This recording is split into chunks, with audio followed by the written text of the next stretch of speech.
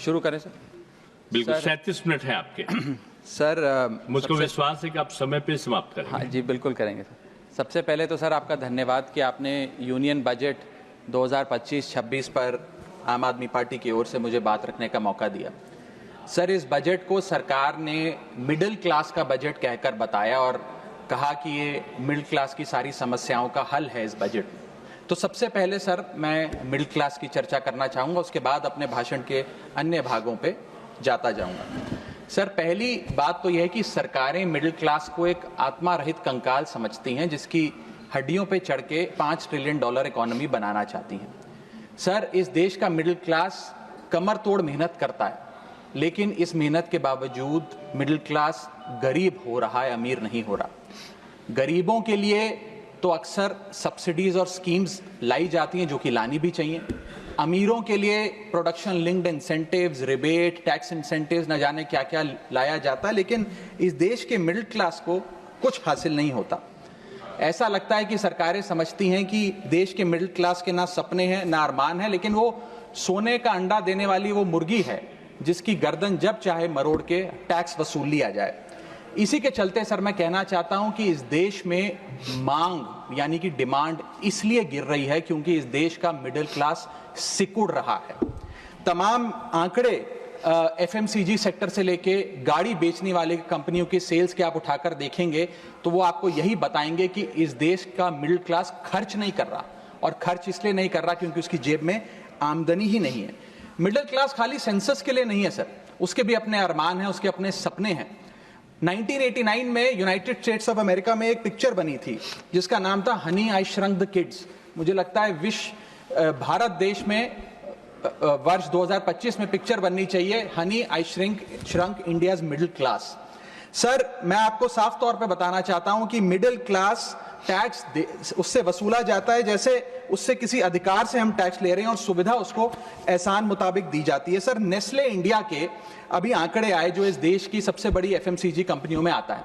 उस आंकड़ों में यह पता लगा कि 8 वित्तीय वर्षों में इस वर्ष सबसे कम ग्रोथ उन्होंने दर्ज कराई है। और जब नेस्ले इंडिया के चेयरमैन से यह बात पूछी गई कि क्यों आप अपनी लोएस्ट ग्रोथ पर आ गए, तो नेस्ले इंडिया के चेयरमैन ने कहा कि भारत का मिडिल क्लास खरीद नहीं रहा, भारत का मिडिल क्लास सिकुड़ रहा है। मैं महंगी गाड़ी और महंगे मकानों की बात नहीं कर रहा सर, लेकिन सस्ती गाड़ी और सस्ते मकान जो मिडिल क्लास खरीदता है उनकी डिमांड घटती जा रही है, उसकी प्रोडक्शन घटती जा रही है, जिसका सीधा इंपैक्ट हमारी इकोनॉमी पर है। काफी चर्चा हुई सर सरकार द्वारा कि हम मिडिल क्लास के लिए 12 लाख की टैक्स रियायत लेकर आए।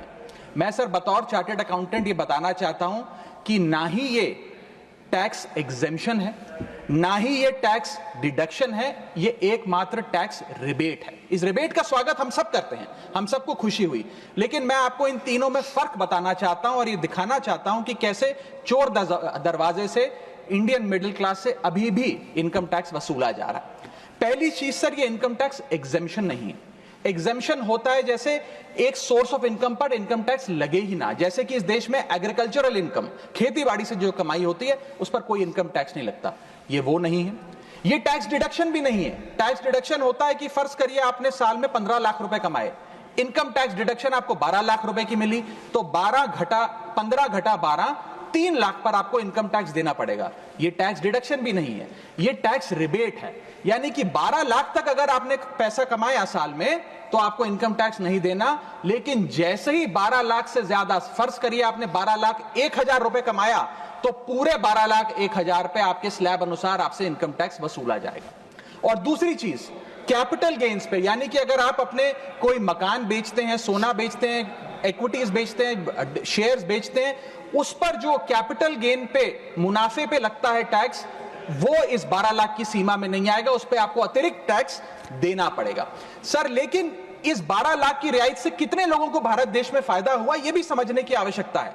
हम 140 करोड़ की आबादी वाले देश में रहते हैं, जिसमें मात्र 8 करोड़ लोग इनकम टैक्स की रिटर्न भरते हैं, और इन 8 करोड़ लोगों में से मात्र 3 करोड़ लोग इनकम टैक्स भी भरते हैं। यानी कि 8 करोड़ लोग इनकम टैक्स की रिटर्न भरते हैं, 5 करोड़ लोग जीरो इनकम दिखा के अपनी इनकम टैक्स की रिटर्न भरते हैं, जीरो टैक्सेबल इनकम, और उनसे कोई इनकम टैक्स नहीं वसूलती। लेकिन जो बाकी 3 करोड़ बचे, मात्र वो ही इनकम टैक्स भरते हैं। तो किन लोगों का फायदा हो रहा है, ये भी समझने की आवश्यकता है। और इसका मुकाबला आप करिए सर, सीएमआई का डेटा बताता है कि इस देश में कंजम्पशन के आधार पे 43 करोड़ इंडियंस, 43 करोड़ भारतीय भारत की मिडिल क्लास में आते हैं। 43 करोड़ में से मात्र 2 से 3 करोड़ लोगों को ही इसका फायदा होने जा रहा है। उसका हम स्वागत करते हैं, लेकिन बाकियों के लिए क्या?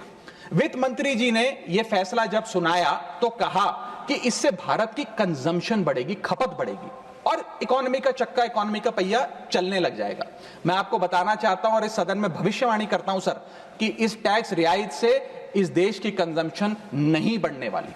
अगर आप वास्तव में इस देश की खपत यानी कि कंजम्पशन बढ़ाना चाहते हैं तो आपको इनकम टैक्स के साथ साथ जीएसटी नाम का टैक्स कम करना पड़ेगा, क्योंकि जीएसटी वो टैक्स है जो इस देश का अमीर से अमीर आदमी और गरीब से गरीब आदमी भी देता है। जब गरीब आदमी अपने घर में चूल्हा जलाने के लिए माचिस खरीदता है तो उस पर भी जीएसटी देता है, और अमीर आदमी जब सफर करने के लिए मर्सिडीज और बीएमडब्ल्यू खरीदता है उस पर भी जीएसटी देता है। जीएसटी वो लोग भी देते हैं जो इनकम टैक्स नहीं भरते, जीएसटी वो लोग भी देते हैं जिनको सरकार, उन 80 करोड़ भारतीयों को जिनको फ्री राशन देती है, जीएसटी उनसे भी वसूला जाता है। तो सही मायने में अगर आप भारत में खपत यानी कि कंजम्पशन को बढ़ाना चाहते हैं, इकोनॉमी रिवाइव करना चाहते हैं, तो आपको जीएसटी कम करना पड़ेगा और जीएसटी स्ट्रीमलाइन करना पड़ेगा। सर, मिडिल क्लास इस देश का सबसे देशभक्त क्लास है जो सबसे ज्यादा टैक्स देता है। और सर, जब नौकरी से लौटता हुआ साधारण पैंट शर्ट पहने मिडिल क्लास का आदमी मेट्रो की लाइन में खड़ा होता है तो उसे यह चिंता नहीं होती कि घर जाकर कौन सी पिक्चर देखूंगा या कौन सा पकवान खाऊंगा। उसे यह चिंता होती है कि मैं अगले हफ्ते अपने बच्चों की फीस कैसे भरूंगा, बाबूजी का ऑपरेशन कैसे कराऊंगा, या बड़े साल नौकरी कर ली, अब एक स्कूटी खरीद लेता हूं। लेकिन जब बाजार जाता है तो पता लगता है वो स्कूटी जो 4 लाख की जो 40,000 की मिलती थी वो अब 1 लाख रुपए की मिलने लगी, या वो ऑल्टो गाड़ी जो 3-3.5 लाख की मिलती थी अब 10 लाख रुपए की मिलने लगी। ये सच्चाई है सर, और इसलिए है क्योंकि सर सैलरी बढ़ती नहीं, बचत होती नहीं, सिर्फ और सिर्फ महंगाई बढ़ती है। और सर, मैं ये भी आपको बताना चाहूंगा, रिपोर्ट्स बताती है, इकोनॉमिक सर्वे ऑफ इंडिया बताता है कि सैलरी औसतन मात्र 3% बढ़ी है पिछले वित्तीय वर्ष में, जबकि food inflation 10%, health care inflation 15% और कंज्यूमर प्राइस इन्फ्लेशन और न जाने कितनी इन्फ्लेशन तो इनसे कहीं ज्यादा ऊपर आंकड़ों पर आज मंडरा रही है। लेकिन उसके मुकाबले सैलरी मात्र 3% बढ़ी। सर, देश का मिडिल क्लास एक बहुत बड़े डेट ट्रैप में भी फंसने जा रहा है। मैं ये भी भविष्यवाणी आज करना चाहूंगा, क्योंकि भारत का household debt to GDP ratio आज 40% पे खड़ा हो गया। सरल भाषा में बताऊं तो भारत के मिडिल क्लास परिवार आज रोजमर्रा के जीवन के लिए, अपने डेली एक्सपेंसेस के लिए लोन लेने पर मजबूर हो गए हैं, चाहे वो पर्सनल लोन हो, चाहे वो क्रेडिट कार्ड के जरिए हो, या चाहे वो अन्य प्रकार से फाइनेंशियल इंस्टीट्यूशन से ब्याज पर पैसा लेना हो।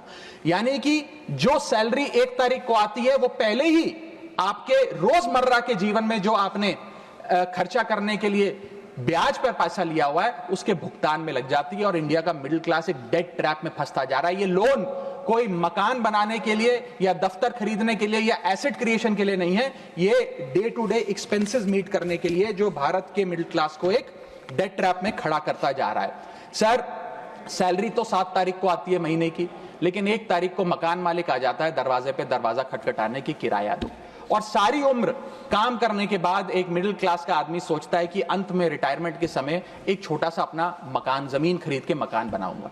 जमीन खरीद के मकान बनाना तो छोड़िए सर, आज रियल एस्टेट के प्राइसेस आपकी अर्निंग्स, मिडिल क्लास की अर्निंग्स के मुकाबले इतने ज्यादा हैं कि रिटायरमेंट 2-3 जन्म काम करने के बाद, रिटायरमेंट लेने के बाद भी शायद वो 2 BHK अपार्टमेंट भी नहीं खरीद पाएगा। इसीलिए मिडिल क्लास आज सरकार को वो गाना सुनाना चाहता है कि सारी उम्र हम मर मर के जी लिए, एक पल तो अब हमें जीने दो। सच्चाई यह है सर कि मिडिल क्लास के घरों में जब कभी शादी का कार्ड आता है तो चिंता हो जाती है कि सगन में कितना पैसा देना पड़ेगा, और साथ ही साथ नया सूट सिलवाना पड़ेगा, ट्रेन का खर्चा हो जाएगा, एटसेट्रा। सर, मिडिल क्लास के साथ साथ मैं दूसरा बड़ा मुद्दा जो आज इस वक्तव्य में आपके सामने पेश करना चाहूंगा सर, वो है रेलवे का। सर, रेलवे का एक अतिरिक्त बजट आया करता था जिसकी प्रथा बंद हो गई। आप इस भारतीय रेल के महत्व इसी चीज से समझ सकते हैं कि उसके लिए एक अतिरिक्त बजट सदन में पेश किया जाता था, क्योंकि अब रेल बजट पेश नहीं होता तो उस पर व्यापक चर्चा भी नहीं होती। लेकिन इस वक्तव्य के माध्यम से मैं रेल बजट से संबंधी कुछ चीजें आपके सामने अवश्य रखना चाहूंगा। इस यूनियन बजट 2025-26 में माननीय वित्त मंत्री जी ने 2,55,000 करोड़ की फाइनेंशियल एलोकेशन रेलवेज की कैपेक्स के लिए मांगी है। ये 2009 से 2014 के बीच में लगभग 50,000 करोड़ होती थी, जो आज इतने गुना 5 गुना बढ़ के 2.5 लाख करोड़ से ऊपर हो गई है। तो इस पे व्यापक चर्चा अवश्य होनी चाहिए। सर, भारतीय रेल जो भारत की लाइफलाइन कहलाई जाती थी, आज उसकी स्थिति ऐसी है कि अगर मजबूरी ना हो तो शायद कोई यात्री रेल की ओर देखना भी ना चाहे। रेल जनता का रेल जरूर बना रही है और इसका कारण यह है कि भारतीय रेल को अपनी पीआर, सोशल मीडिया कैंपेन्स और रील्स ज्यादा पसंद है, ना कि रेल की सुविधाओं को कैसे बेहतर करना है वो पसंद है। सर, भारतीय रेल एक समय इस देश के 140 करोड़ आबादी का गौरव और उम्मीद हुआ करती थी, गरीबों का सहारा हुआ करती थी। लेकिन आज मैं बताना चाहता हूं कि भारतीय रेल की वो स्थिति है जो शायद ही पूरे सब कॉन्टिनेंट के तमाम रेलवे से अगर आप कंपेयर करें तो बद से बदतर होती जा रही है। सर, जितनी आबादी ऑस्ट्रेलिया की है, स्विट्जरलैंड की है, डेनमार्क की है, स्वीडन की और अन्य देशों की है, उससे ज्यादा लोग भारतीय रेल में रोज सफर करते हैं। सर, इतना महत्व है भारत की रेलवे का। लेकिन कई बड़ी चिंताएं आज भारत के एक आम रेल यात्री को सता रही हैं, जो मैं चाहूंगा इस बजटरी एलोकेशन के माध्यम से वित्त मंत्री जी और रेल मंत्री जी इसे एड्रेस करें। पहला है सर, घटती रफ्तार और बढ़ता किराया। सर, जहां दुनिया की ट्रैवल की रफ्तार बढ़ रही है, वहीं भारतीय रेल जो हमारी लाइफलाइन है उसकी रफ्तार घट रही है। पहले तो सर शताब्दी और राजधानी की स्पीड कम कर दी गई ताकि वंदे भारत की स्पीड बढ़ा दी जाए और उसको फास्टेस्ट ट्रेन घोषित किया जाए। लेकिन अब जून 2024 की रिपोर्ट बताती है कि वंदे भारत की भी स्पीड को कम कर दिया गया है। बताया जा रहा है कि हमारे रेल ट्रैक्स उतने पर्याप्त नहीं है कि इतनी तेज रफ्तार पे वंदे भारत भाग सके। सर, आज हम विश्व गुरु बनने तो अवश्य चले हैं, लेकिन यह बात जाननी भी जरूरी है कि चीन और जापान की सबसे स्लोएस्ट रफ्तार पे चलने वाली ट्रेन भारत की सबसे फास्टेस्ट रफ्तार पे चलने वाली ट्रेन से कहीं ज्यादा तेज दौड़ती है सर। और अगर रेल धीमी होगी तो देश की इकोनॉमी, देश की अर्थव्यवस्था का चक्का धीमा चलेगा। और किराए की तो सर क्या ही बात करें, जिस वंदे भारत का प्रचार रेल मंत्री जी करते थकते नहीं हैं, आज उस वंदे भारत का किराया इतना है कि गरीब आदमी छोड़िए, आम आदमी भी उसे अफोर्ड नहीं कर पा रहा। सर, वित्तीय वर्ष 2013-14 में एवरेज फेयर पर पैसेंजर पर किलोमीटर 32 पैसे हुआ करता था। 2021-22 वित्तीय वर्ष में ये 107% बढ़ के 66 पैसा हो गया है। सर, इतने रेल के किराए में इजाफा देखा गया है। हवाई चप्पल वालों को हवाई यात्रा कराने का वादा सर था सर, लेकिन हवाई चप्पल पहनने वालों को इतना निचोड़ दिया कि शायद अब वो रेल यात्रा के भी लायक नहीं रहे। सर, दूसरी समस्या है, बुरी हालात है थर्ड एसी और सेकंड एसी के। थर्ड एसी, सेकंड एसी को सर एक समय पर जनरल बोगी, एक समय पर लग्जरी माना जाता था, लेकिन आज वो जनरल बोगी से भी बुरी स्थिति में है। अगर टिकट मिल भी जाए sir third AC, second AC की, तो सीट मिलने की कोई गारंटी नहीं है, क्योंकि जैसे ही आप बैठेंगे थोड़ी देर में कोई शख्स आकर कहेगा, भाई साहब थोड़ा एडजस्ट करिए, थोड़ा सी रखिए, हमें भी बैठने दीजिए। ये वास्तविकता है। और आप सोशल मीडिया और तमाम तरीके के पोर्टल्स पर आप देखेंगे तो क्या आरामदायक सरकार, क्या आरामदायक यात्रा, आरामदायक सफर भारत सरकार आम रेल यात्री को दे रही है, वो देखकर आप समझ जाएंगे। जैसे कहते हैं ना सर, हिंदी का सफर अंग्रेजी का सफर बन गया है भारतीय रेल के एक यात्री के लिए। कई रूट्स पर आलू की बोरियों की भांति लोगों को ठूसा जा रहा है, और अगर शौचालय में भी, ट्रेन के टॉयलेट में भी सीट मिल जाए तो आदमी अपने आप को सौभाग्यशाली समझता है। सर, जहां भेड़ बकरियों की तरह भोले भाले लोगों को ट्रेन में ठूसा जा रहा है, पूरी टिकट लेकर सुविधा के नाम पे सिर्फ धक्का दिया जा रहा है, और सर हमारे देश के भोले भाले आम आदमी इसको अपनी किस्मत समझकर स्वीकार कर लेते हैं। सर, मैं तीसरी बड़ी रेल समस्या जो कि है मिसमैनेजमेंट, अव्यवस्था, उस पर आपका ध्यान आकर्षित करना चाहूंगा। सर, पहले तो रेल की टिकट मिलती नहीं, अगर मिल भी जाए आपने अगर 2, ढाई, 3 महीने पहले टिकट बुक कराई हो, टिकट कंफर्म हो जाए तो सीट मिलने की कोई गारंटी नहीं। और सर आप अपना अनुभव देखिए, जब आप सबसे पहले प्लेटफॉर्म पर पहुंचते हैं अपनी ट्रेन में चढ़ने के लिए, तो आपको चारों तरफ सिर्फ गंदगी ही गंदगी नजर आती है। अगर बुजुर्गों के साथ या घर परिवार की महिलाओं के साथ आप ट्रैवल कर रहे हैं तो एक क्लीन वॉशरूम तक आपको मुहैया नहीं कराया जाता। और हालात यह है कि लोग मजबूर हैं प्लेटफॉर्म पर अखबार बिछाकर सोने के लिए, और वेटिंग एरिया के नाम पर तो सर सिर्फ एक नेम प्लेट, एक बोर्ड लगा नजर आता है और कुछ नहीं नजर आता। तो सर ट्रेन पे चढ़ने से लेकर ट्रेन पे उतरने तक की एक बड़ी लंबी फहरिस्त है अव्यवस्था की। यहां तक कि सर आज जब इस ठंड के मौसम में एक यात्री एक लंबा सफर तय करता है ट्रेन में और सोचता है कि थोड़ा आराम कर लूं, कंबल चादर खोल के ओढ़ने का प्रयास करता है, तो उस कंबल चादर से इतनी बदबू आती है, इतनी दुर्गंध आती है, और उसके जवाब में रेल मंत्री और रेल मंत्रालय बताता है कि हम महीने में 1 बार कंबल धोते हैं। महीने में 1 बार कंबल धोएंगे तो सर सुगंध आएगी कि दुर्गंध आएगी, मैं चाहूंगा कि सरकार इसका फैसला ले। हाइजीन रिलेटेड कंप्लेंट्स में पिछले 2 वित्तीय वर्षों में 500% का इजाफा हुआ है। ये दिखाता है कि हाइजीन स्टैंडर्ड्स को कितना कॉम्प्रोमाइज करती जा रही है हमारे देश की रेल। और सर अगर प्लेटफॉर्म पे भूख लग जाए तो आपको पानी वाली चाय, गंदे तेल में तले समोसे और छोले भटूरे अवश्य मिल जाएंगे। और इसी के साथ साथ अगर आपने IRCTC का खाना बुक किया हो और रेल विभाग आपको खाना दे, तो जब वेज थाली आप मंगाएंगे तो उसमें आपको कॉम्प्लीमेंट्री मच्छर, कॉकरोच और कीड़े मकोड़े भी नसीब हो सकते हैं। जब आप वेज थाली ऑर्डर करेंगे और ये आपको नसीब नहीं होंगे तो सूखी रोटी, कच्चे चावल और पानी जैसी दाल तो अवश्य मिलेगी। सर महाकुंभ को लेकर कई आयोजन बड़े बड़े किए गए और कहा गया कि भारतीय रेल बड़ी सक्रिय होकर महाकुंभ का आयोजन कर रही है। मैं बताना चाहूंगा कि प्रयागराज का रेलवे स्टेशन और आसपास के कई रेलवे स्टेशन को बंद करना पड़ा क्योंकि सरकार क्राउड मैनेजमेंट नहीं कर पाई। और कहां पर ये स्पेशल ट्रेन चल रही है महाकुंभ के लिए, मैं पूछना चाहूंगा कोई व्यक्ति है जिसके पास एक स्पेशल ट्रेन की कंफर्म टिकट है सर? और सर मैं चौथी बड़ी चीज जिस पर आपका ध्यान आकर्षित करना चाहूंगा वो है आम आदमी से लूट। सर पहले तो IRCTC की वेबसाइट का इंटरफेस कुछ इस प्रकार है कि आप टिकट बुक नहीं कर पाएंगे। जब बुक करने के लिए थर्ड पार्टी एप्स पे जाएंगे तो वो आपसे मोटा कमीशन लेंगी। अब खुदा ना खास्ता आपकी यात्रा कैंसिल हो जाए तो मोटा कैंसिलेशन चार्ज भी आपसे वसूला जाएगा। और प्लेटफॉर्म टिकट की तो क्या बात करें सर, आपके सगे संबंधी अगर आपको प्लेटफॉर्म पर छोड़ने आए तो कितना प्लेटफॉर्म पे खर्चा होता है, कितनी प्लेटफॉर्म टिकट किस रेट पर वसूली जाती है वो आपको पता है सर। और हालात ऐसे हैं कि वहां पर बिस्लरी का पानी आप प्लेटफॉर्म पर खरीदिए तो बिलसेरी का नकली पानी आपको दिया जाता है। ऐसे ऐसे ब्रांड्स के चिप्स, चॉकलेट्स, बिस्किट्स और पानी दिया जाता है जिन ब्रांड्स का आपने कभी नाम नहीं सुना। सर पांचवी समस्या है ज्यादा से ज्यादा नॉर्मल ट्रेन चलाने की आवश्यकता। सर बुलेट ट्रेन और वंदे भारत से ज्यादा किफायती यात्रा नॉर्मल ट्रेन में हो जाए तो देश का आम आदमी खुश हो जाएगा। आज इस भीषण महंगाई और भयंकर बेरोजगारी का आलम कुछ इस प्रकार है कि लोगों के पास समय ही समय है लेकिन पैसा नहीं है।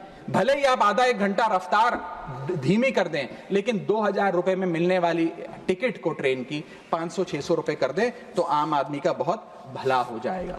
सर इसी के साथ साथ मैं बुजुर्गों की बंद हुई सब्सिडी पर भी आपका ध्यान आकर्षित करना चाहूंगा। 2020 में सरकार ने बुजुर्गों को मिलने वाली रेल टिकट पर जो सब्सिडी थी वो बंद कर दी, जिसके चलते सरकार ने काफी ढोल बजाकर कहा कि वित्तीय वर्ष 22-23 में उन्होंने 2242 करोड़ पैसे 150 मिलियन सीनियर सिटीजन से वसूल किए हैं, यानी कि 2200 करोड़ की रेलवे की इनकम में इजाफा हुआ। अब बताइए सर, क्या हम अपने बड़े बुजुर्गों की हड्डियां निचोड़कर भी पैसा वसूलेंगे? पूरी जिंदगी भर काम करने के बाद एक सीनियर सिटीजन सोचता है कि रिटायरमेंट के बाद तीर्थ करने जाऊंगा, धार्मिक स्थानों पे जाऊंगा, लेकिन आज हम ये सब्सिडी बंद करके उन पर महंगाई का एक बड़ा बर्डन डाल रहे हैं। मैं वित्त मंत्री जी को और रेल मंत्री जी को कहना चाहूंगा कि अगर ये बड़े बुजुर्ग तीर्थ यात्रा पे जाएंगे तो शायद आप ही के लिए दुआएं मांगेंगे। सर इसी के साथ साथ मैं रेल और जनता की सुरक्षा, ये मेरा आखिरी पॉइंट है सर, इसके टुवर्ड्स भी आपका ध्यान आकर्षित करना चाहूंगा। सर पहले सुरक्षित यात्रा की गारंटी हुआ करती थी, आज कोई गारंटी नहीं। रेल मंत्री कहते हैं हमने कवच सिस्टम नाम का एक नया सिस्टम लागू किया है जिससे अब रेल दुर्घटनाएं बंद हो जाएंगी। सर क्या 1 महीना भी ऐसा बीता कवच सिस्टम लागू होने के बाद जब रेल दुर्घटना का कोई समाचार हमारे पास नहीं आया? सर बीते 5 सालों में 200 से ज्यादा रेल एक्सीडेंट्स हुए हैं जिसमें 400 से ज्यादा लोगों की मौत और अनगिनत लोग इंजर हुए हैं। CAG की वर्ष 2000 जो अभी रिपोर्ट आई वो बताती है कि वित्तीय वर्ष 2018 से 2021 के भीतर जितनी भी ट्रेन एक्सीडेंट्स हुए उसका 75% कारण लैक ऑफ ट्रैक मेंटेनेंस, यानी कि रेल ट्रैक की मेंटेनेंस में जो कमी है उसकी वजह से रेल की दुर्घटनाएं हो रही हैं। हम ये हाउस 2.5 लाख करोड़ रुपए सैंक्शन करने जा रहा है भारतीय रेल को। मुझे उम्मीद है कि कम से कम ट्रैक मेंटेनेंस तो ठीक ठाक तरीके से रेलवे विभाग कराएगा। सर, इसी के साथ साथ जितनी भी ये समस्याएं बताई गई हैं, अगर रेल मंत्री रील से ज्यादा रेल पर ध्यान दे तो अवश्य इसका इलाज हो जाएगा। मैं 4 पंक्तियां एक आम रेल यात्री के अनुभव को एक्सप्लेन करते हुए आपके सामने पढ़ना चाहूंगा। सर, अजब गजब चल रहा है रेल का खेल, हमेशा गाड़ी लेट तो कहीं ब्रेक फेल, महंगी टिकट के बाद भी सीट मिलने की आस नहीं, सुरक्षित पहुंच जाएं इस बात पर विश्वास नहीं, भिड़ रहे हैं ट्रेनें, मर रहे हैं लोग, रेल मंत्री लगा रहे हैं अमृतकाल का भोग, बुकिंग से लेकर टिकट कैंसिलेशन तक दर्जनों टैक्स का जाल, भेड़ बकरियों की तरह ठूसे जा रहे हैं लोग, कैसे मनाएं अमृतकाल, बेरोजगारों के देश में हो रही है बुलेट ट्रेन की बात, सरकार कैसे समझेगी आम आदमी के मन के जज्बात, रेल मंत्री को रेल नहीं रील पसंद है, टिकट के नाम पर मनमाना बिल पसंद है, खाना मांगने पर मिलता है कॉकरोच, छिपकली और मच्छर, इतना बदहाल हो चुका है हमारी लाइफलाइन का स्ट्रक्चर, आखिर कैसे सुधरेगी व्यवस्था, कैसे बदलेंगे हालात, सरकार समझने को तैयार नहीं आम आदमी के जज्बात। सर, मैं अपने अगले भाग में आपका ध्यान आकर्षित करना चाहूंगा, जो new administration United states of America में आई है उसका क्या इकोनॉमिक आर्थिक इंपैक्ट भारतीय अर्थव्यवस्था पर पड़ने जा रहा है। सर, पहले तो 4 फरवरी 2025 को अमेरिका की सेना का एक माल ढोने वाला बड़ा विमान 104 भारतीयों को डिपोर्ट करने के लिए भारत आया। पता लगा कि उन भारतीयों के हाथ में हथकड़ियां और पैरों में जंजीरें थी, बेड़ियां बांधकर उनको लाया गया। बताया जा रहा है कि 7,25,000 ऐसे लोग हैं जो बिना दस्तावेज के भारतीय प्रवासी वहां रह रहे हैं, जिनको अब एक एक कर अमेरिका भारत वापस भेजने जा रहा है। सर, हम चले तो विश्व गुरु बनने थे, वहां अमेरिका ने अपनी मिलिट्री लगाकर हजारों लोगों को डिपोर्ट करना शुरू कर दिया है। मैंने सर किसी बांग्लादेश, पाकिस्तान या श्रीलंका के नागरिक को डिपोर्ट होने की खबर तो नहीं पड़ी, लेकिन भारतीयों के साथ जो अमानवीयता हुई वो जरूर उसकी खबर पड़ी। सर, मैं ये स्पष्ट करना चाहता हूं कि इलीगल माइग्रेशन को तो शायद इलीगल इमिग्रेशन को इस सदन में बैठा कोई भी व्यक्ति सपोर्ट नहीं करेगा, लेकिन सर जो उस नाउमीदी के शिकार रोजगार की तलाश में युवा गए, उनके साथ जो इनह्यूमन ट्रीटमेंट हुआ उसको लेकर तो हमें आवाज बुलंद करनी चाहिए। सर, 40 घंटे तक उनके हाथों और पैरों में बेड़ियां बांध के रखा गया, वॉशरूम तक नहीं जाने दिया गया। सर, इसको लेकर मुझे लगता है शायद इस देश के हर नागरिक का खून खौलता होगा। उसी के सामने इसी एग्जाम्पल के सामने हमारे पास एक और एग्जाम्पल है। इस दुनिया का एक बहुत छोटा सा देश है सर, कोलंबिया। कोलंबिया के राष्ट्रपति गुस्तावो को जब पता लगा कि अमेरिका से एक सेना का माल ढोने वाला विमान इसी प्रकार कोलंबिया के नागरिकों को जो बिना दस्तावेज के वहां पाए गए कोलंबिया छोड़ने के लिए आ रहा है, तो उन्होंने उस विमान को लैंडिंग की अनुमति नहीं दी। उन्होंने कहा कि मैं अपना विमान भेजूंगा, कोलंबिया सरकार का विमान, और पूरे सम्मानजनक तरीके से मैं अपने नागरिकों को वापस लाऊंगा। सर, वास्तव में कोलंबिया जो डटकर अमेरिका के सामने खड़ा हो गया, वो असल विश्व गुरु बना इस महीने में तो। और मैं मिनिस्टर ऑफ एक्सटर्नल अफेयर्स से भी पूछना चाहूंगा सर कि वो खुद क्यों नहीं गए इन नागरिकों को, हमारे भाइयों बहनों को रिसीव करने, क्यों हमने जहाज नहीं भेजा, अपना भारतीय वायुसेना का जहाज उनको वापस लाने के लिए। और जब हमारे पास पहले से ही सूची थी कि इन 104 भारतीयों को डिपोर्ट किया जा रहा है, तो हमने इसके खिलाफ प्रोटेस्ट क्यों नहीं किया? क्या अमेरिकी दूतावास से किसी को बुलाया, किसी से चर्चा करी, अपना विरोध दर्ज कराया? और अंत में सर, गुजरात, उत्तर प्रदेश, महाराष्ट्र, पंजाब और हरियाणा, इन तमाम राज्यों के ये लोग थे जो आए, लेकिन प्लेन को न जाने किस कारणवश अमृतसर में उतारा गया। मैं चाहूंगा इस विषय पर भी, इस स्ट्रैटेजिक डिसीजन पर भी माननीय विदेश मंत्री जी ध्यान आकर्षित करें सदन का। सर, क्या आपने कभी सुना है कि स्विट्जरलैंड का कोई नागरिक, डेनमार्क का कोई नागरिक, ब्रिटेन का कोई नागरिक, नीदरलैंड का कोई नागरिक डंकी रूट के माध्यम से अमेरिका गया हो नौकरी की तलाश में? नहीं सुना होगा सर। भारतीय ही क्यों मजबूर है डंकी रूट के माध्यम से अमेरिका पहुंचकर वहां पर मेहनत मजदूरी, छोटी मोटी लेबर का काम करने के लिए? वो इसलिए सर क्योंकि इस देश में तमाम सरकारों ने हमारे देश के युवा को बेरोजगार रखा। वादा तो था सर 2 करोड़ नौकरियां देने का, लेकिन वो 2 करोड़ नौकरियां दे नहीं पाई सरकार। शायद लैक ऑफ अपॉर्चुनिटीज और अनएम्प्लॉयमेंट के चलते लोग अमेरिका जाने को मजबूर हो गए। मैं बताना चाहूंगा सर, आप इसको इस परिप्रेक्ष्य में भी देखने की कोशिश करें कि अमेरिका के सबसे पिछड़े राज्यों में एक राज्य है मिसिसिपी जो आता है। मिसिसिपी राज्य में अमेरिका की सबसे लोएस्ट पर कैपिटा इनकम है। मिसिसिपी की भी लोएस्ट पर कैपिटा इनकम $48,000 प्रति वर्ष है। उसका मुकाबला करिए सर, कंपेयर करिए भारत की पर कैपिटा इनकम से। भारत की पर कैपिटा इनकम मात्र $1160 है। कहां अमेरिका की सबसे गरीब राज्य की पर कैपिटा इनकम, यानी कि साल में औसतन मिसिसिपी में रहने वाला एक आदमी $48,000 कमाता है, वहां एक भारतीय औसतन $1160 कमाता है। तो क्यों नहीं कोई बेहतर जिंदगी के लिए, ज्यादा पैसा कमाने के लिए अमेरिका जाने पर मजबूर होगा सर। मैं डोनाल्ड ट्रंप एडमिनिस्ट्रेशन की जो इकोनॉमिक इंपैक्ट भारत पे पड़ने जा रहा है उस पर भी आपका ध्यान आकर्षित करना चाहूंगा सर। सबसे पहले H1B वीजाज, ये H1B वीजा जो अब भारी रिस्ट्रिक्शंस के साए में फंसे हुए हैं, इसका सबसे ज्यादा अगर नुकसान किसी को होगा तो भारतीयों को होगा सर। वर्ष 2023 में 3,86,000 H1B वीजा एप्लीकेशन अमेरिकी सरकार को आई, जिसमें से 72% एप्लीकेशन भारतीयों की थी। यानी कि अगर H1B मुश्किल होगा तो सबसे ज्यादा मार भारत के स्किल्ड लोगों को पड़ेगी। दूसरा, स्ट्रिक्टर H1B वीजा, अगर स्ट्रिक्टर H1B वीजा होगा और H1B वीजा वालों के वेज में मॉड्यूलेशन करी जाएगी, उसके चलते तमाम वो कंपनियां जो भारतीयों को रोजगार देती हैं अमेरिका में, वो भारतीयों को निकाल कर लोकल अमेरिकन को जॉब्स देंगी, जिसके चलते एक बहुत बड़ी बेरोजगारी की फौज, हिंदुस्तानियों की फौज परेशान हो जाएगी, भारत वापस आने को मजबूर हो जाएगी। सर तीसरा पॉइंट, ट्रंप के प्रपोज्ड टैरिफ्स। ये टैरिफ्स क्या है सर, जिसकी इतनी चर्चा होती है कि ट्रंप एडमिनिस्ट्रेशन टैरिफ लगाने जा रहा है, प्रपोज टैरिफ लगाने जा रहा है। उसका सरल मैं एक उदाहरण के माध्यम से आपको समझाना चाहूंगा। टैरिफ को आप एक इंपोर्ट ड्यूटी के चश्मे से भी समझ सकते हैं। मान लीजिए अमेरिका में बैठा एक बायर हिंदुस्तान के एक मैन्युफैक्चरर से एक शर्ट खरीदता है 100 रुपए की। आज वो शर्ट उसे 100 रुपए की पड़ती है, लेकिन अगर ये अमेरिका की नई हुकूमत, ट्रंप एडमिनिस्ट्रेशन 20% का टैरिफ शर्ट्स पर लगा दे, अपैरल्स पर लगा दे, तो वो 100 रुपए की शर्ट अमेरिका के बायर को 100 रुपए की नहीं 120 रुपए की पड़ेगी। तो वो अमेरिका का बायर हिंदुस्तान से 120 रुपए की शर्ट खरीदने की बजाय 108 रुपए की, 105 रुपए की, 104 रुपए की वियतनाम, फिलीपींस और बांग्लादेश जैसे देशों से खरीदेगा। यह है टैरिफ का खेल, जिसके चलते एक्सपोर्ट्स घटेंगे, मांग घटेगी, कारखाने बंद होंगे, रोजगार जाएगा। सर पहला, आईटी एक्सपोर्ट्स। भारत $245 बिलियन का सालाना आईटी एक्सपोर्ट करता है। इसका 80% export United states of America को होता है। सबसे बड़ा प्रहार आईटी एक्सपोर्ट्स पे होगा। दूसरा, 15 से 25% यूएस टैरिफ्स इंडियन एपरल्स यानी कि टेक्सटाइल्स पर लगने जा रहे हैं, जिसका मैंने उदाहरण अभी आपको दिया।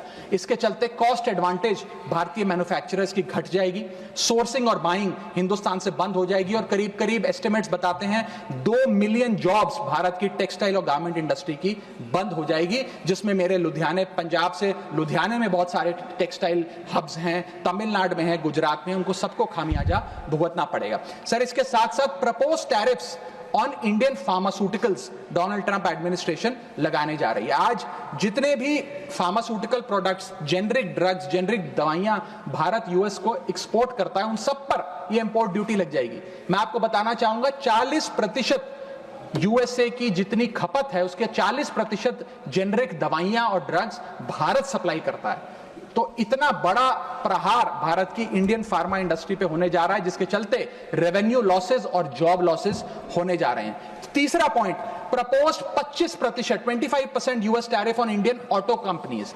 ऑटोमोबाइल, ऑटो पार्ट्स बनाने वाली कंपनियों पर 25% की ड्यूटी लगाने जा रही है ट्रंप एडमिनिस्ट्रेशन, जिसके चलते $14 बिलियन का ट्रेड इंपैक्ट होने जा रहा है। और इसके चलते भारत में मैन्युफैक्चर हो रही ऑटोमोबाइल्स की डिमांड घटेगी, एक्सपोर्ट घटेगा, कारखाने बंद हो गए और 10 लाख से ज्यादा लोगों की नौकरियां जा सकती हैं।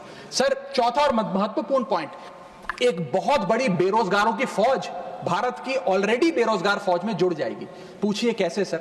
सर 7,25,000 वो लोग जो बिना दस्तावेज के रह रहे हैं, जिन्हें अमेरिका कह रहा है हम भारत भेज देंगे।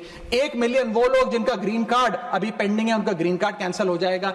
लाखों H1B वीजा एप्लीकेंट जिनका H1B वीजा मिलना अब नामुमकिन सा हो गया है। और उसके अतिरिक्त भारत में जो टेक्सटाइल्स, फार्मा, आईटी और ऑटोमोबाइल इंडस्ट्री है, उसमें जॉब लेऑफ्स होंगे। यानी कि इन लाखों लोगों की, एक जो अनएम्प्लॉयड लोगों की फौज भारत आकर भारत की ऑलरेडी अनएम्प्लॉयड लोगों की फौज में जुड़ जाएगी, उसको कैसे हम इस इकोनॉमिक साइकिल में रीइंटीग्रेट करेंगे, कैसे इस अनएम्प्लॉयमेंट और अंडर एम्प्लॉयमेंट का सामना करेंगे। सर, मेरा आखिरी पॉइंट इस ट्रंप एडमिनिस्ट्रेशन का जो इकोनॉमिक इंपैक्ट भारत पर पड़ेगा उसके संदर्भ में है, वो ये है सर कि भारत की फॉरेन इनवर्ड रेमिटेंसेस घट जाएंगी, भारत का फॉरेक्स रिजर्व्स घटेगा।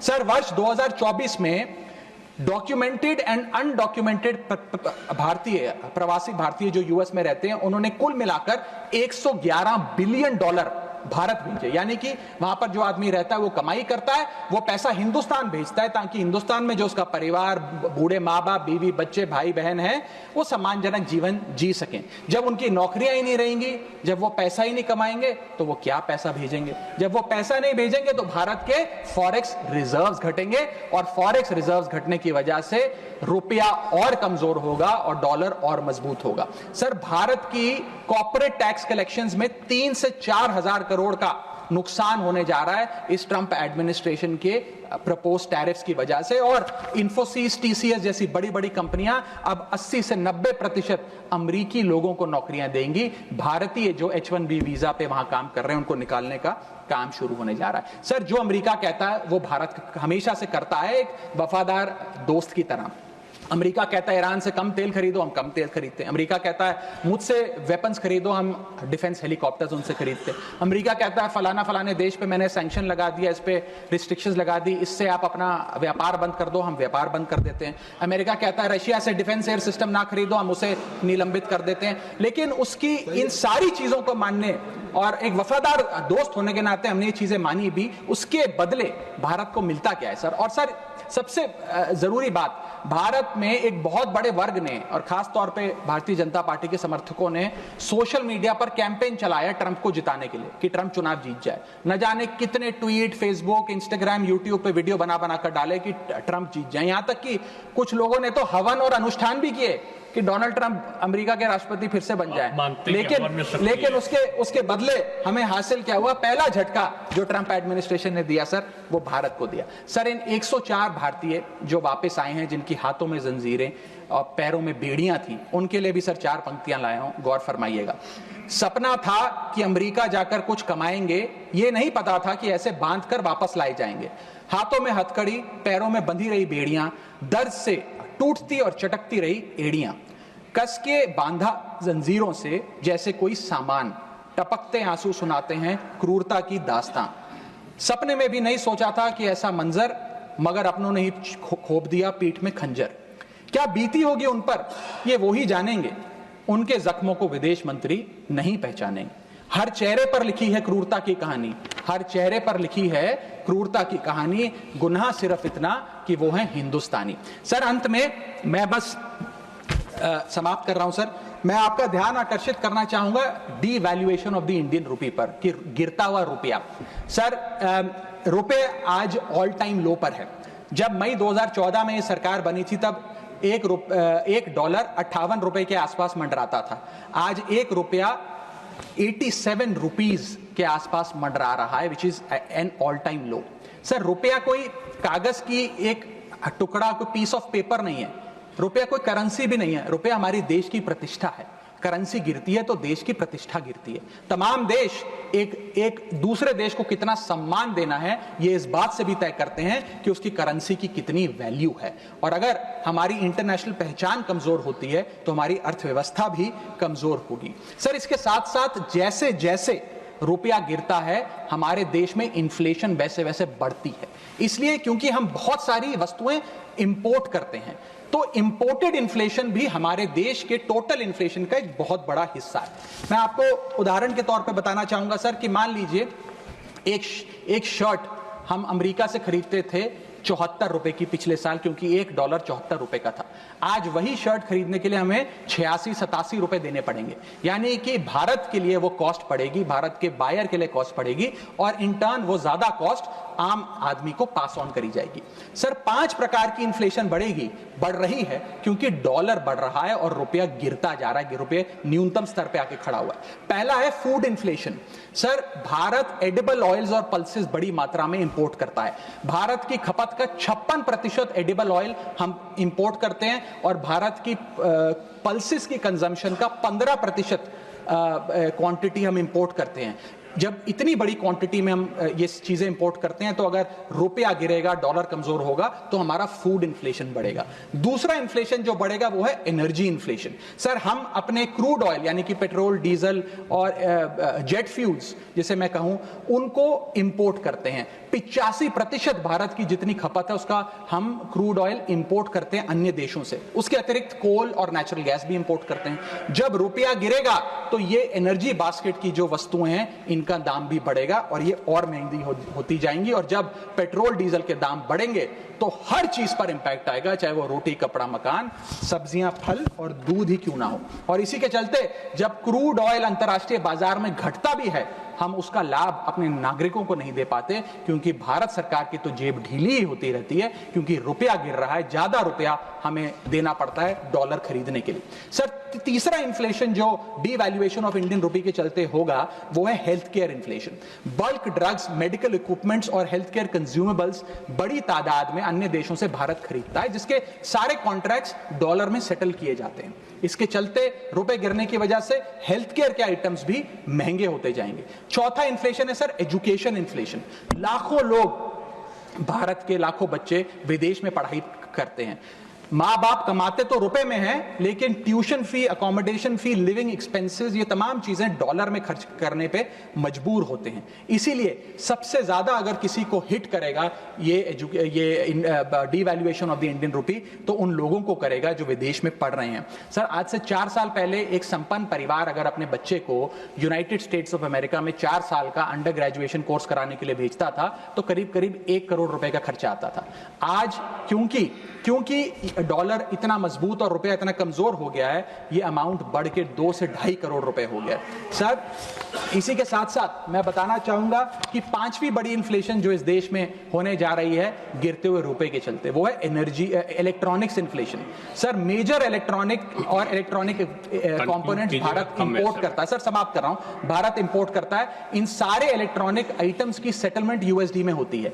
जब रुपया गिरता है, ये सारे पदार्थ भारत में महंगे मिलेंगे, यानी कि महंगा लैपटॉप, महंगा फोन, महंगा टैबलेट, महंगा आईपैड। और इलेक्ट्रॉनिक मैन्युफैक्चरिंग यूनिट जो इलेक्ट्रॉनिक कंपोनेंट्स इंपोर्ट करते हैं इनपुट के लिए, वो भी महंगा होता जाएगा। सर, अंत में मैं बस एसबीआई की एक रिपोर्ट कोट करना चाहूंगा जो बताती है कि अगर रुपया 5% गिरता है तो भारत में इन्फ्लेशन 0.5% बढ़ती है। Direct correlation between decline of the Indian rupee and increase in the inflation. अंत में बस इतना कहूंगा सर, कई बार राजनीतिक बयान आते हैं जब रुपया गिरता है। एक मंत्री हैं, एक मंत्री, बस समाप्त सर 30 सेकंड्स, एक मंत्री रहे वाजपेयी सरकार में भी, इस सरकार में भी रहे, अब तो नहीं है खैर, लोकसभा में एमपी हैं। उन्होंने एक बयान दिया था जब रुपया गिरा था। उन्होंने कहा था, the worth of the Indian rupee against the dollar was equivalent to Rahul Gandhi's age when UPA came to power. Today it is equal to Sonia Gandhi's age and very soon it will touch Manmohan Singh's age. Sir, आज लोग वो कहाँ हैं? आज क्यों नहीं बयान देते? आज रुपए पे क्यों नहीं चिंता करते? अब कोई ध्यान क्यों नहीं देता? रुपए पर बयान क्यों नहीं देता? रुपया तो हर दिन गिर रहा है, अब कोई रुपए पे, गिरते रुपए पे ज्ञान क्यों नहीं देता? ये मैं पूछना चाहूंगा। बहुत बहुत धन्यवाद। Thank you. बहुत धन्यवाद। Next Shri Ram ji. News nation अब व्हाट्सएप पर खबरों की ताजा अपडेट के लिए न्यूज नेशन के इस क्यूआर कोड को स्कैन करें